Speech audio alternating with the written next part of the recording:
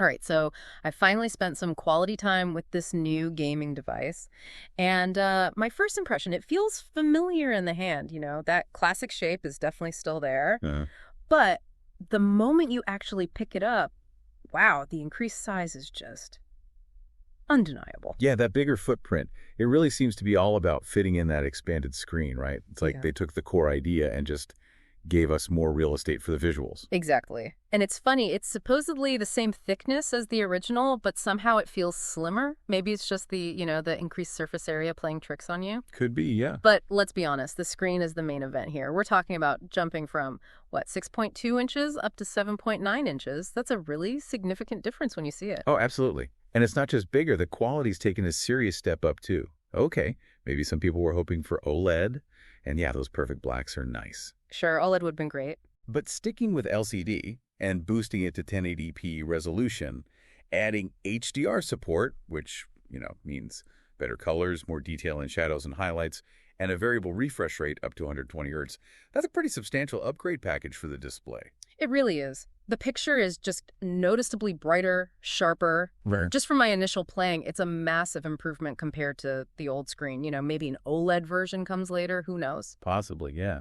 Down the line. But even this LCD, Yeah. it makes the visuals pop in a way they just didn't before. And that 120 hertz refresh rate, that's potentially huge. For games that support it, you're going to get incredibly smooth motion. It can make fast games feel way more responsive. Right. And even just scrolling through menus and stuff, it should feel slicker. Definitely. A smoother UI experience overall. Okay, let's switch over to the controllers, the Joy-Cons. They've had a redesign too. And the first thing you notice, they're bigger. Mm. And you know what?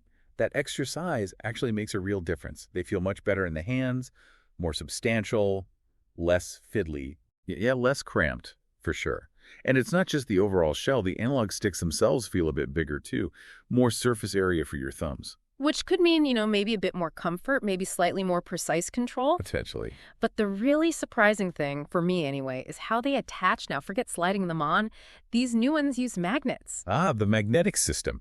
And the connection is just incredibly satisfying. You get this really distinct thunk sound. When they lock in, they feel absolutely rock solid. Yeah, that magnetic attachment plus the new release button on the back.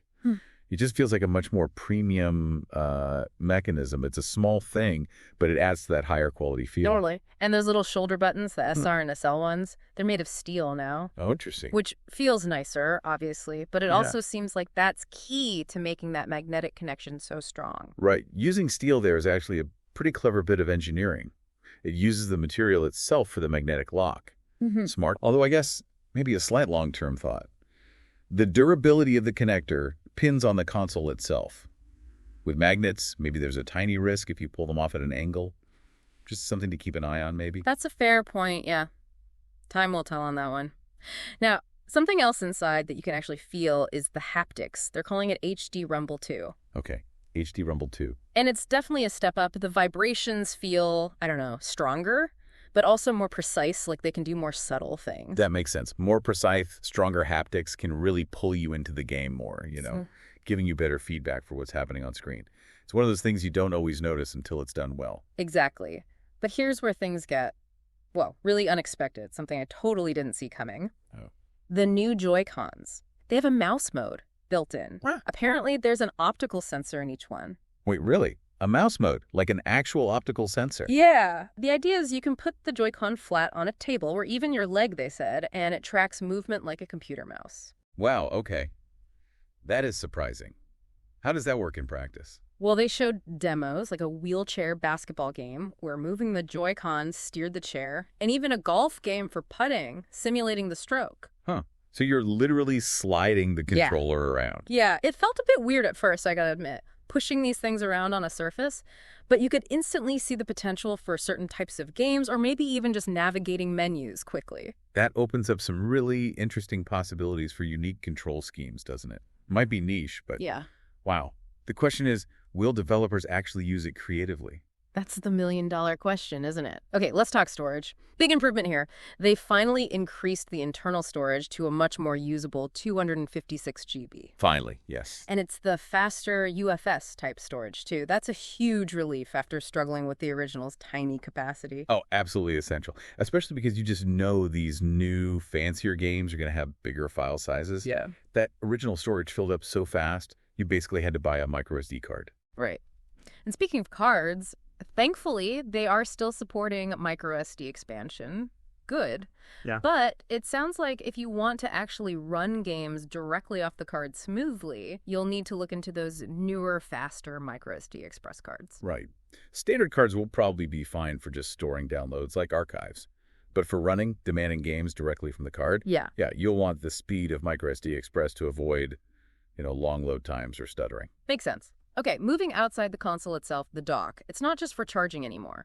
The new dock actually supports 4K output to your TV. 4K. Yeah. That's been a long time coming for docked play. Finally catching up to modern TVs. Definitely. Should mean a much sharper picture when you're playing on the big screen. It's the visual upgrade a lot of docked players have been asking for. And interestingly, to handle that 4K output, the new dock has a fan built into it to help with cooling. A fan in the dock. Okay, that's smart. Pushing 4K is going to generate more heat. Yeah, it seems like a sensible move to keep performance stable during those longer TV sessions. Good thermal management is key, especially for docked mode. That should help prevent throttling. Now, it's not just hardware upgrades. There are some interesting new software features too, seemingly focused on making things more social. First up is something called Game Chat. Good. There's a new C button on the Joy-Con, and that gives you access to it. Seems like it's for voice chat with friends, screen sharing your game. Like integrated party chat and streaming, kind of? Yeah, basically. Maybe even video chat if your friends are also playing it. It feels like they're trying to build that social layer right into the system. That could be really cool. Making it easier to connect and share experiences while you play. Voice chat, screen sharing. That's standard stuff elsewhere, but having it integrated could be nice. Although they did kind of mention that the screen sharing might have some limitations, like maybe a bit of lag or not super high resolution. Yeah, streaming live gameplay in high quality with low latency is tough. So some trade-offs there are probably expected, just to make it work smoothly enough. And then there's this optional switch to camera accessory, little camera you can buy separately. A camera? What for? It lets you put a live video feed of yourself into your gameplay. Kind of like picture-in-picture during a video call, but while you're gaming. So you see your friends' faces while you play together, like their live reactions? Exactly. It really leans into that social angle. Could be fun, could be distracting. Guess we'll see how games use it. It's interesting to see how developers might integrate that, or if it's just an overlay kind of thing. But maybe the most interesting social feature is called Game Share. This sounds pretty cool. Game share. Yeah, it lets one console, the host, temporarily share a digital game they own with up to 3 other local consoles, even if those other people don't own the game. Whoa. Okay, like local game sharing. So if I have friends over and only I own the hot new multiplayer game, Everyone can jump in and play together on their own consoles locally. Yeah. that could be fantastic for local multiplayer nights. Really lowers the barrier for just playing together spontaneously. That's a great idea. Seems like it. Now, thinking about the games themselves, it sounds like there'll be different types. You'll have your native Switch 2 games built for the new hardware. Right, the fully optimized stuff. Then, your existing Switch 1 games will still work, mostly, but maybe without huge visual bumps. Backward compatibility, good. And then a third category, maybe updated or remastered versions of older Switch 1 games, specifically tweaked for the new system, hopefully with like a reduced upgrade price if you own the original. That tiered approach makes sense. Mhm. Keeps the old library relevant, but pushes the new hardware too. Yeah. Yeah, the pricing on those upgrades will be key. People won't want to buy the same game twice at full price. Which brings us neatly to the cost of all this. The big question, right? Mm-hmm. The price tag?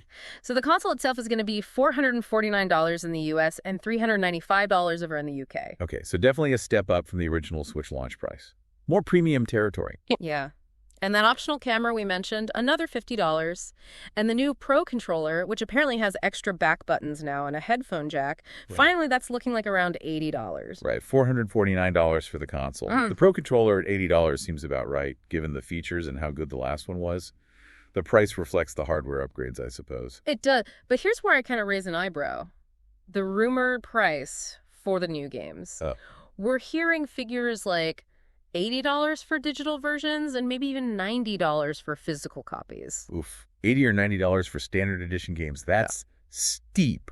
Even with inflation and bigger budgets, that's pushing it. Yeah, it feels excessive to me. That could really put a damper on things if that turns out to be true across the board. Might make people hesitate to buy new releases. It definitely could impact software adoption, yeah. That's a tough price point for many people. On a slightly different note, they announced this thing called the Welcome Tour. Sounds like it's basically a demo game designed to show off all the new features of the console. Ah, like Astro's Playroom for the PS5. A showcase demo. Exactly that kind of idea. Show off the haptics, the screen, maybe that weird mouse mode. Yeah, that's a smart way to get people excited and understand the new hardware's capabilities right away. Except, get this, the Welcome Tour. It's not going to be free and pre-installed. Wait, what? It's going to be a paid download. They're charging for the demo. That seems backward. Why would you charge people to see what your new expensive console can do? My thoughts exactly. It feels like a real missed opportunity. A free, fun showcase out of the box seems like such an obvious win. Making it paid, weird choice. Yeah, very counterintuitive. A free demo would build so much goodwill and excitement. Charging for it just feels a bit nickel and dimey. Right. Anyway, despite that odd decision, my overall feeling about the hardware itself, overwhelmingly positive. It really feels like the logical next step, a well-thought-out evolution. Yeah. Looking at the upgrades, the screen, the Joy-Cons feeling better, the storage boost, the 4K dock, it seems like they've addressed a lot of the key weaknesses of the original and made sensible improvements. Yeah. For sure. Of course, there's still some unknowns floating around. We don't have the final specs on the actual chip inside, the CPU, GPU. How much RAM does it really have? There were leaks suggesting maybe 12 GBs of faster RAM, maybe even 2 internal fans for cooling. Right. Those core specs are still TBC. Yeah. And things like how well their DLSS implementation actually works. Yeah. Using AI to upscale the image for better performance at higher resolutions.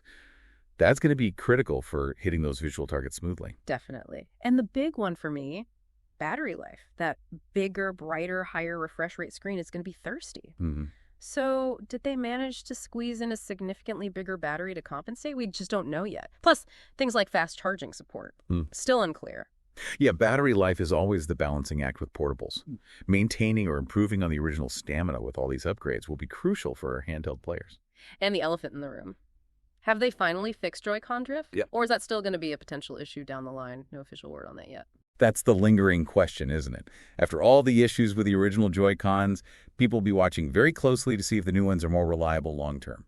Absolutely. Oh, and one last thing I saw, Dbrand is already talking about a new kill switch case for this thing. Sounds like it adds protection, better grips, has a game card holder, even an adapter for the new dock. Might be a good day one pickup for protection. Yeah, good accessories can make a big difference, especially for protection and ergonomics, if you're using it handheld a lot. So, wrapping things up, my overall take is that this new device really does feel like a significant step forward. It tackles a lot of the original shortcomings and adds some genuinely cool new stuff. Agreed. It feels like a proper evolution. Meaningful upgrades in display, controls, power, docking. It seems poised to offer a much more refined experience overall. Which leaves us, and you listening, with something to think about. What's the most exciting new feature for you? Is it that gorgeous new screen, the redesigned Joy-Cons with their mouse trick, maybe the social features like game share? Yeah, which upgrade stands out most and how might it actually change the way you play? And the bottom line question, considering all these improvements and new features, does that $449 price tag, plus the potentially higher game prices, feel justified for what you want out of your next gaming device? Definitely some things to chew on as we wait for the launch.